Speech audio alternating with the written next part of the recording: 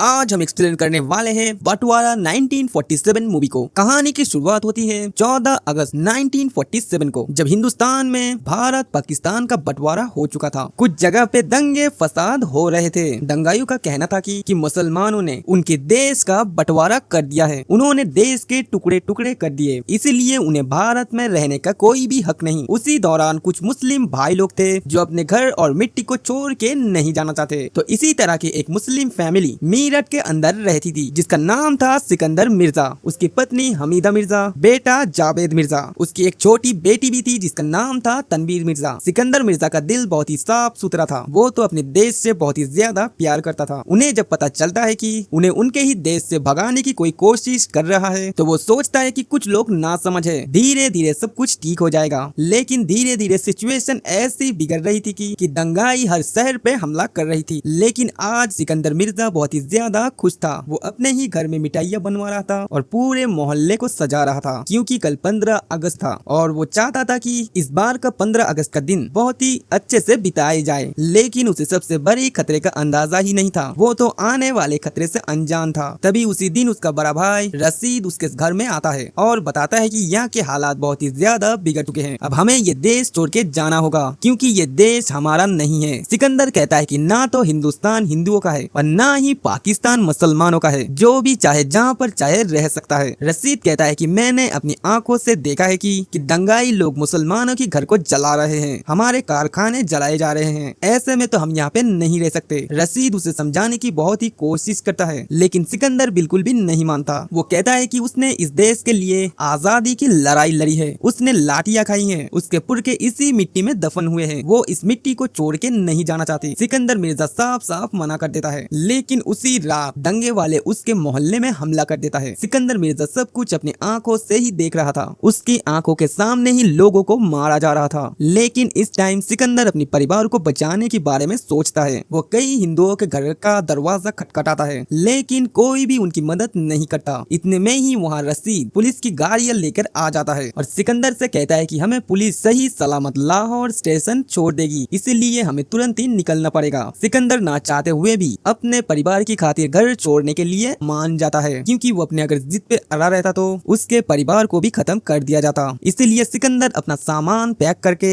Lahore station के लिए पहुंच जाता है। लेकिन हालात इतने बिगड़ चुके थे कि वो जैसे ही स्टेशन पहुंचते हैं वहाँ पे दंगाई भी हमला कर देते हैं। वो ट्रेन से बाहर निकाल के सभी को मार रहे थे और तो और उन्होंने ट्रेन तक को भी रोक दी थी। इसी बीच सिकंदर अपनी फैमिली को बचाने की बहुत ही ज्यादा कोशिश करता है, लेकिन उसे पता था कि अगर ट्रेन नहीं चली तो उसके परिवार के साथ साथ सभी लोग मारे जाएंगे। इसलिए सिकंदर ट्रेन को चलाने की कोशिश करता है, वो ट्रेन को चला भी देता है, लेकिन इसी दौरान उसने अपने परिवार का साथ छोड़ दिया था, जिस वजह से वो जब पाकिस्तान पहुंचता है तो देखता है कि उसकी पत्नी और उसकी बेटी भी थी, लेकिन उसका बेटा जावेद वहीं स्टेशन में छूट चुका था। सिकंदर मिर्जा की आंखें नम हो चुकी थी, क्योंकि उसने अपने परिवार को बचाने के लिए अपनी पूरी जान लगा दी। फिलहाल वो रिलीफ टाइम में कुछ दिन बिताते हैं। धीरे धीरे 2 महीने बीत चुके थे। सिकंदर हर रोज अपने बेटे के बारे में पता लगाता था। वो लाहौर में आने वाले सभी ट्रेन को जाके ढूंढता था, लेकिन उसके बेटे का कुछ भी पता नहीं चला। इसी दौरान वो घर के लिए भी ऑफिस के चक्कर काट रहा था, लेकिन जो घर अलाउ करने वाला शख्स था वो उससे हर बार मना कर देता था। तभी सिकंदर को पता चलता है कि उससे जो भी पैसे देगा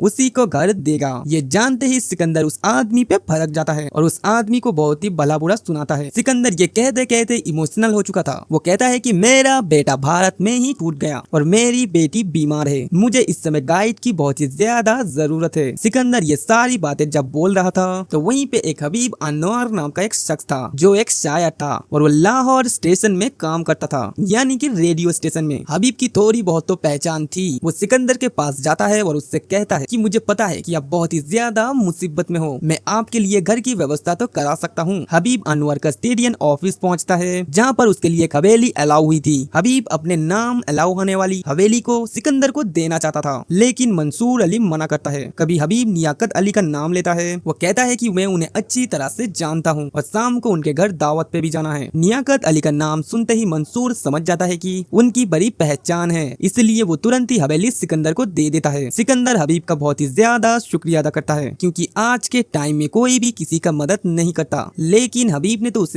अपना खुद का घर ही दे दिया था। उसके अगले दिन सिकंदर अपने परिवार समेत उस हवेली में पहुंच जाता है। उन्हें हमें पता चलता है कि ये हवेली किसी हिंदू फैमिली की थी। उसकी पत्नी इस हवेली को देखते ही थोड़ा असहन महसूस कर रही थी। उसका कहना यह था कि जिसने भी इस हवेली को बनाया है बड़े ही अरमानों से बनाया है, अब ऐसे में हम इसे कैसे अपना सकते हैं। सिकंदर कहता है कि हमने भी तो अपने घर को बड़े ही अरमानों से बनाया था, लेकिन उसे भी तो जला दिया गया, इसलिए हमें इन सब फिजूल के बारे में सोचना नहीं चाहिए। वो आपस में बात कर ही रहे हैं, तभी उसकी बेटी एक बूढ़ी औरत को देखती है जिसका नाम था दुर्गा देवी। सिकंदर उनसे कहता है कि ये घर हमारा है, आप यहाँ पे क्या कर रही हैं? दुर्गावती कहती है कि ये मेरा घर है, इसे मेरे बेटे ने बनाया था। दरअसल उसके बेटे का नाम था रतन लाल। उसने ये हवेली बहुत ही प्यार से बनवाई, लेकिन जब भारत और पाकिस्तान का बंटवारा हुआ उन्हें यहाँ से भगाने जाने लगा। उसी दौरान उसकी बेटा अपनी ससुराल गया था, लेकिन दंगाइयों ने उसे मार दिया था और दुर्गावती अब भी उसकी बेटे का इंतजार कर रही थी। उसका ये कहना था कि जब तक उसका बेटा यहाँ नहीं आ जाता वो तब तक यहाँ से नहीं जाएगा। सिकंदर उसे समझाने की बहुत ही ज्यादा कोशिश करता है, लेकिन वो नहीं माने। सिकंदर पुलिस को भी बुलाने की बात करता तो है, लेकिन उस औरत का यही कहना था कि वो मर जाएगी, लेकिन ये घर नहीं छोड़ेगी। उसके बाद सिकंदर कस्टोडियन ऑफिस चला जाता है। वो कस्टोडियन से शिकायत करता है कि उन्होंने जो घर अलाउ किया था उसमें कोई औरत रह रही है, और ऑफिसर सिकंदर को समझाता है कि ये हवेली बहुत ही बड़ी है, इसलिए उस औरत को वहाँ रहने दो, क्योंकि उस औरत को निकालने की कोशिश करेंगे तो वो औरत कंप्लेन कर देगी, जिससे तुम्हें लोगों को बाहर जाना होगा, क्योंकि कहीं न कहीं वो हवेली ऑफिशियल तरीके से उस बुढ़िया की ही है। ऑफिसर की बात सुन के सिकंदर को मान नहीं पड़ता है। दूसरी तरफ हम याकूब सूजा नाम की एक आदमी को देखते हैं जो कि जबरदस्ती लोगों की हवेली छीनता था। वो इसी दौरान ढेर सारी हवेली पे कब्जा कर लिया था, और तो और उसकी नजर रतन लाल के भी ऊपर। तभी उसका आदमी उससे बताता है कि हवेली में कोई तो रहने आया है। ये सुनते ही याकूब बहुत ही ज्यादा गुस्से होते हैं, लेकिन इसी के साथ उसे ये भी पता चलता है कि रतन लाल की माँ अब भी उस हवेली में मौजूद है। ये जानकर याकूब का पारा गर्म हो जाता है। वो उन आदमियों पे भड़क जाता है, क्योंकि उन्हीं लोगों ने उस दिन उस हवेली के सारे लोगों को मारा था और रतन लाल की माँ को भी मारने की कोशिश करते, लेकिन वो उस रात बच गई। और आज जब याकूब को उस बारे में पता चलता है तो वो आग बबूला हो जाता है। उन्हें किसी भी हालत में उस औरत को मारना था। दूसरी तरफ सिकंदर उस औरत की वजह से काफी ज्यादा परेशान था। वो उसे हवेली से भगाना चाहती थी। एक दिन वो प्लान बनाती है कि बुढ़िया से बोलेंगी कि जितने भी हिंदू हैं उन्हें मुसलमान बनाया जा रहा है, इसलिए उन्हें भी मुसलमान बनना पड़ेगा। उनका सोचना था कि जब ये बुढ़िया ये बात सुनेगी वो डर के मारे यहाँ से भाग जाएगी। तो इसी प्लान के तहत वो लोग उस बुढ़िया को बुलाते हैं। तनु उसे प्यार से दादी माँ कह के बुलाती है, जिसे सुनने के बाद वो औरत काफी ज्यादा इमोशनल हो जाती है और अपनी पोती को याद करने लगती है। तभी हमीदा उससे कहते हैं कि आप यहाँ पे नहीं रह सकती, क्योंकि जितने भी हिंदू है अगर उन्हें यहाँ पे रहना है तो उन्हें उनका धर्म बदलना होगा। औरत कहता है कि चाहे जो भी हो जाए, जब तक उसका बेटा यहाँ पे नहीं आ जाता तब तक वो नहीं जाएगा यहाँ से। फिर सिकंदर गुस्से से कहता है कि तुम्हारा बेटा मर गया होगा। ये बातें सुनते ही उस औरत का दिल टूट जाता है। वो रोते हुए यहाँ से चली जाती है। उसके जाते ही वहाँ पे जावेद आ जाता है, जिसे देखते ही सिकंदर और उसकी पत्नी बहुत ही ज्यादा खुश थी। वो खुशी के आंसू रोने लगती है, क्योंकि उन्होंने अपने बेटे को ढूंढने में जी जान लगा दी थी। उन्होंने उम्मीद नहीं छोड़ी, जिस वजह से आज उनका बेटा वापस आ चुका है। सिकंदर और हमीदा उन्हें सीने से लगा के उन्हें रो रहे थे।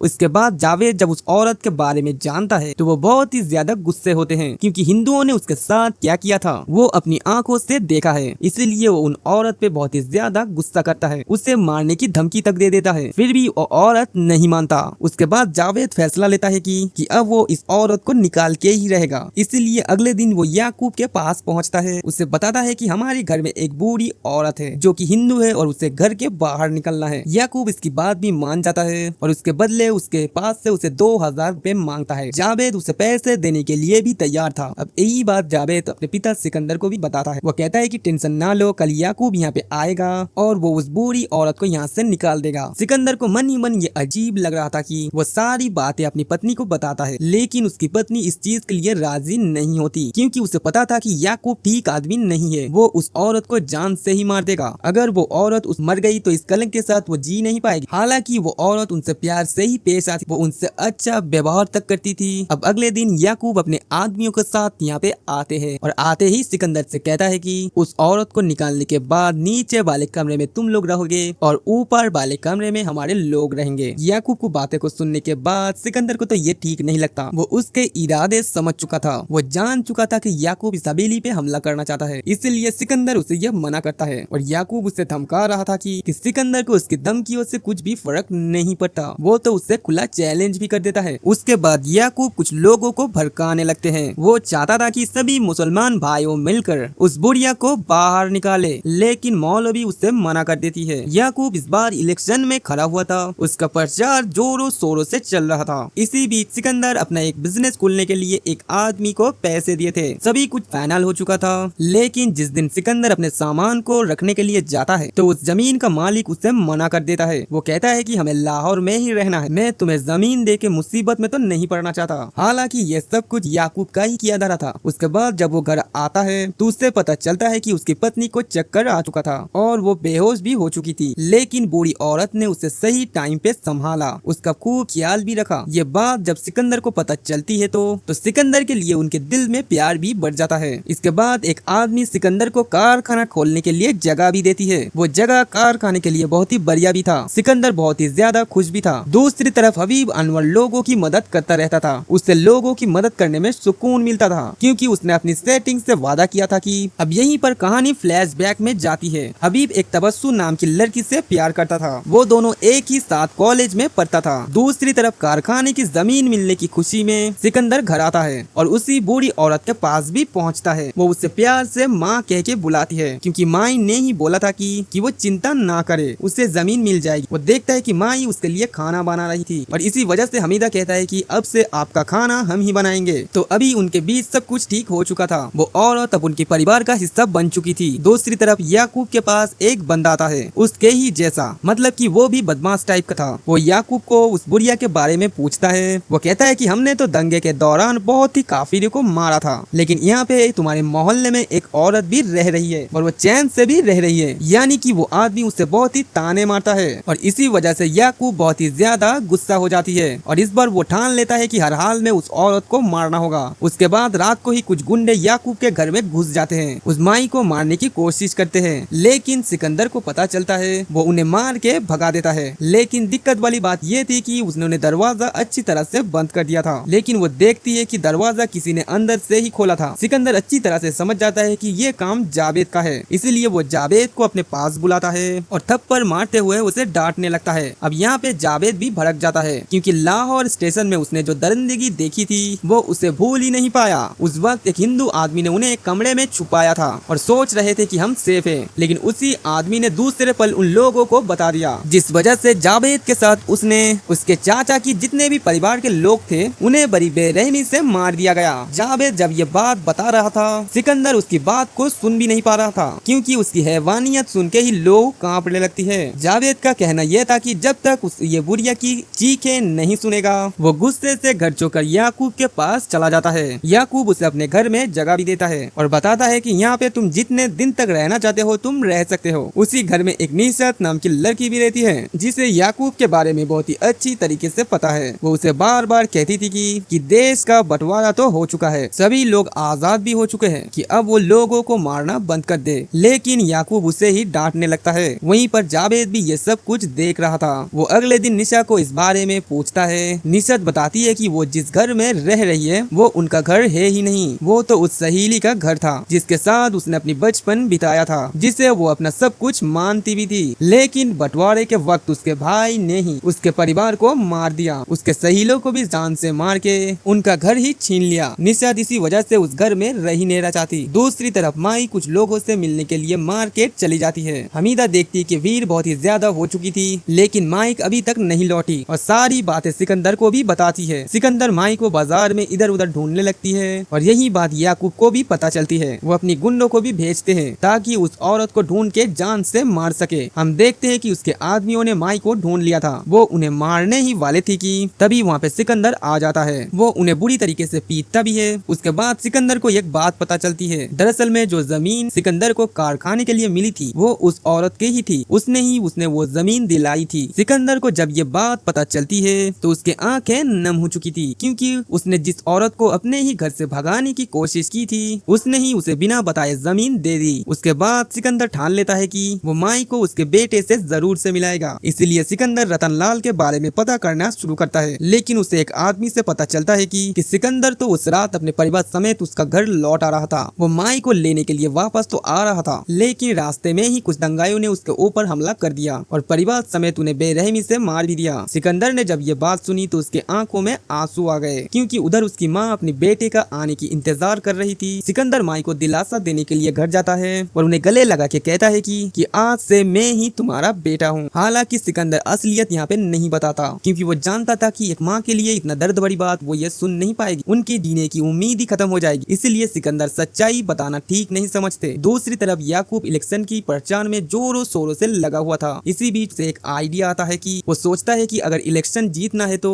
उसे कुछ तो ऐसा काम करना होगा जिस वजह से उसकी कौम के लोग उस पर भरोसा करे। और उसी वक्त याकूब को लगता है कि किसी तरह उस बुढ़िया को बाहर निकाल देगा तो उसकी कौम के लोग खुश होंगे, उसका बहुत नाम भी होगा, जिससे वो इलेक्शन जीत सकता है। अब याकूब अपने काम पे ही लग जाता है। अगले दिन माई अब सिकंदर को पास बुलाती है और उससे कहती है कि वो घर में ही दिवाली मनाना चाहती है। माई को लगता है कि उसकी दिवाली मनाने से उसको बुरा लग सकता है, इसलिए वो सिकंदर से पूछता है कि लेकिन सिकंदर तो कहता है कि आप चिंता बिल्कुल भी मत करो, हम यहाँ पे दिवाली धूमधाम से मनाएंगे। अब दिवाली की रात आती है। सिकंदर ने घर को अच्छी तरह से सजा दिया था और तो और उसका पूरा परिवार माई के साथ दिवाली मनाता है। मियाई इतना ज्यादा खुश थी कि उससे पुराने दिन याद आने लगे जब वो इसी घर में अपने बच्चों के साथ दिवाली मनाना करती थी। उसी दौरान वहाँ पे याकूब पहलवान भी आ जाता है। वो देखता है कि यहाँ पे हिंदू मुस्लिम मिलकर दिवाली मना रहे हैं, जिस वजह से वो सिकंदर पे बहुत ही ज्यादा भड़क जाता है। वो कहता है कि इस औरत की वजह से ये जमीन नापाक हो चुकी है, इसीलिए इस बूढ़ी औरत को यहाँ से निकलना पड़ेगा। हम देखते हैं कि वहाँ हबीब भी मौजूद था। वो याकूब की बात को सीरियसली नहीं ले रही थी। अगले दिन याकूब अपनी कुछ कौम को इकट्ठा करते हैं। वो कहता है कि सिकंदर के साथ साथ कुछ और भी लोग हैं जो उस बुढ़िया का साथ दे रहे हैं और उसके साथ पूजा पाठ भी कर रहे हैं, उसका त्योहार ही मना रहे हैं। याकूब इस्लाम के बारे में भी बात करता है। उसके हिसाब से कोई भी इंसान पाकिस्तान के अंदर पूजा नहीं कर सकता, वो हिंदू त्योहार नहीं मना सकता। वो कहता है कि हमें किसी तरह उस बुढ़िया को हगाना होगा। सिकंदर भी उन्हें इस्लाम का असली मतलब समझता है। वो कहता है कि इस्लाम ये नहीं कहता है कि किसी भी धर्म को लोगों को बाहर फेंक दे। हम सभी लोग इंसान हैं और हमें इंसानियत अपनानी होगी। वो घर पहले से ही उस हिंदू औरत का ही है, इसलिए उसका हक है कि वो अपना त्योहार धूमधाम से मनाए। लेकिन सिकंदर ने यहाँ पे जितने भी बात बोली थी कौम के लोगों को पल्ले नहीं पड़ी। वो तो फैसला ही सुना देती है कि इन सब फसाद की जड़ वो बुढ़िया ही है, इसीलिए उसे यहाँ से भगाना पड़ेगा। उसके बाद सिकंदर काफी ज्यादा परेशान होने लगता है। उसके सभी साथी उसे यही कह रही थी कि वो उस बुढ़िया को जाने दे, उसे हिंदुस्तान भेज दे, वो अपने हिंदू भाइयों के साथ खुशी खुशी वहाँ पे रहेगी। लेकिन सिकंदर उनकी बात नहीं मानता। सिकंदर अपने बेटे की वजह से ही काफी ज्यादा खुश थे, जो कि याकूब का साथ दे रहा था। अब अगले दिन उसी मोहल्ले में दंगा फसाद शुरू हो जाता है। याकूब कुछ लोगों को इकट्ठा करके सिकंदर मिर्जा की नारे लगा रहा था और उसके खिलाफ सारे मोहल्ले के लोगों को भड़का रहा था। और अब वो उसके घर के ऊपर हमला भी कर देता है और उस बुढ़िया को जबरदस्ती घर से बाहर निकलता है। सिकंदर उस टाइम कारखाने में था। जैसे ही ये बात उसे पता चलती है तो वो बहुत ही तेजी से घर पहुंचता है और याकूब के लोगों को बहुत ही बुरी तरह से पीटता है और माई को बचा लेता है। लेकिन वहाँ पे पुलिस भी आ चुकी थी सिकंदर को पकड़ने के लिए। उस ऑफिसर का ये कहना था कि उस औरत को हिंदुस्तान भेज दो और वो ऑफिसर उस पर गुस्सा भी हो जाता है। वो वहीं पे कुछ लोगों को पीटने भी लगता है। उसका कहना ये था कि एक माँ होती है, उसका ना तो कोई धर्म होता है और ना ही कोई मजहब होता है। माँ अपने आप में ही एक मजहब है, अपने आप में ही एक धर्म है, उसे हिंदू मुस्लिम में ना बांटो। आखिर एक बच्चा जब पैदा होता है तो वो हिंदू मुस्लिम नहीं बोलता, वो तो पहला शब्द ही माँ बोलता है। पर सिकंदर पुलिस स्टेशन में ही सबको डांट लगाता है। वो कहता है कि तुम लोगों को जो भी कुछ करना है करो, मैं उस औरत को नहीं जाने दूंगा। उसके बाद सिकंदर की घर के हालात भी बिगड़ चुके थे, क्योंकि उसका बेटा जावेद भी यही चाहता था कि उस बुढ़िया को वो भगा दे। लेकिन सिकंदर अपनी जिद पे ही अड़ा रहा। दूसरी तरफ मोहल्ले के लोग आपस में ही बातचीत कर रहे थे। कोई कहता है कि सिकंदर ठीक कर रहा है, कोई कहता है कि सिकंदर गलत कह रहा है। जावेद कहता है कि वो तो सिर्फ उस औरत को अपने देश भेजना चाहती है, उसमें क्या गलत है। यहीं पर हबीब अपनी वो कहानी बताती है जिसे उसने वो अधूरा छोड़ा था। हबीब का कहना था कि जब बंटवारा हुआ था तो उस टाइम पे उसके ही कौम के लोगों ने तो उसके गर्लफ्रेंड के साथ गलत काम किया और उसे हॉस्पिटल भी भर्ती कर दिया। और वो उसे जब पता चला तो वो हॉस्पिटल भी चला गया। लेकिन उसी वक्त उसे कुछ सिख लोगों ने पकड़ लिया। लेकिन जब हबीब उन्हें अपनी मजबूरी बताता है तो वो उसे जाने भी देते हैं। हबीब के कहने का मतलब ये था कि प्यार के साथ उसके ही भाइयों ने दरिंदगी की थी, जिस वजह से उसकी जान भी चली गई। इसलिए कोई भी मजहब अच्छा बुरा तो नहीं होता, अच्छा बुरा तो इंसान होते हैं। उसके बाद रात को ही माई घर छोड़ के जा रही थी, क्योंकि वो समझ चुकी थी अगर वो यहाँ पर रहेगी तो सिकंदर की परिवार को मार दिया जाएगा। इसलिए उसने जाने का फैसला भी लिया था। लेकिन तभी उन्हें हबीब देख लेता है। वो उन्हें अच्छी तरह से समझाता है कि और वहाँ पे सिकंदर भी आ चुका था। वो उन्हें तुरंत ही घर लेके आता है और कहता है कि क्या आपका बेटा यहाँ पर रहता तो आप उसे छोड़ के चली जाती। और यहाँ पे सीन काफी ज्यादा इमोशनल हो चुका है। फाइनली अब वो साथ साथ रहने लगी। लेकिन अगले दिन जब सिकंदर कारखाने में काम कर रहा था तो उसे पता चलता है कि उसकी माँ की तबीयत खराब हो चुकी है। वो तुरंत ही घर आता है और देखता है कि माँ ही अपने बेटे को याद कर रही थी। वो तो उससे ही अपना बेटा मान रही थी। आखिरी आखिरी पलों में उन्हें ऐसा लगा कि उनका बेटा रतनलाल उनके पास आया है, जिस खुशी में वो वहीं पर उनकी जान ले दी थी, क्योंकि उनकी आखिरी इच्छा भी पूरी हो चुकी थी। माई की मरने के बाद एक बहुत बड़ी समस्या भी आ चुकी थी, क्योंकि वो हिंदू औरत थी और वहाँ पे जितने भी लोग थे सभी लोग मुस्लिम थे। उन्हें ये नहीं पता था कि हिंदुओं में अंतिम संस्कार कैसे किया जाता है। अगर आता भी था तो याकूब उन्हें करने नहीं देगा और सभी को समझाता है कि यहाँ पे अगर कोई भी उस बुढ़िया का अंतिम संस्कार करेगा तो वो उसे जान से ही मार देगा। लेकिन सिकंदर तो उसे अपनी माँ मानता था। उनके हिसाब से उनका अंतिम संस्कार हिंदू के साथ ही होना चाहिए। दूसरी तरफ याकूब अपने घर जाता है और ढेर सारी तलवारें अपने आदमियों को देता है और कहता है कि वो उन लोगों को जान से मार देगा जो लोग उस बुढ़िया के अंतिम संस्कार में उसके साथ देंगे। याकूब सबसे पहले मौलवी को मारने वाला था। उसी दौरान निशात उनकी बात सुन लेती है। वो भागते हुए सिकंदर के घर पहुंचती है, जो कि रास्ते में ही उन्हें जावेद मिल जाता है और सारी बातें उन्हें बता देती है। इतने में ही वहाँ कुछ गुंडे भी आ जाते हैं। जावेद उन्हें बुरी तरह से पीटता है। वहीं दूसरी तरफ अंतिम यात्रा की तैयारी की जा रही थी। वो राम नाम सत्य है में हिचकिचाहट कर रही थी, क्योंकि सिकंदर कहता है कि ये मेरी माँ है, हम उसके हिसाब से ही सब कुछ करेंगे। राम का नाम लेने से हमारा धर्म नहीं बदल जाएगा।